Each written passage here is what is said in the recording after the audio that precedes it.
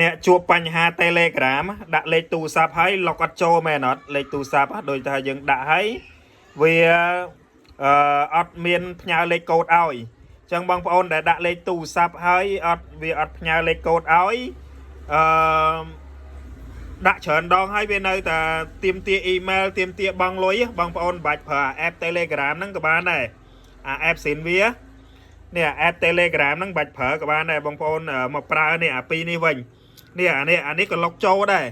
អានេះដាក់តែលេខទូរស័ព្ទមកវាបោះលេខកូដឲ្យហើយនេះអានេះឃើញអានេះលុកនេះខ្ញុំលុកចូលបានហើយនេះបាទហើយយើងប្រើដូច app Telegram ធម្មតាហើយសុវត្ថិភាពទេអត់អីទេចឹងប្រើបានមកល្អលយដូចគ្នាហើយមួយទៀតនេះឈ្មោះនេះអានេះក៏ប្រើបានដូចគ្នាចឹងបងប្អូន down ពីហ្នឹងមកយកមួយប្រើមួយណាក៏បានដែរប្រើនេះក៏បានប្រើនេះក៏បានអាហ្នឹងស្រួលប្រើណាចឹងបងប្អូនអាចដំណោះស្រាយប្រើ Telegram បានហើយពី app ហ្នឹង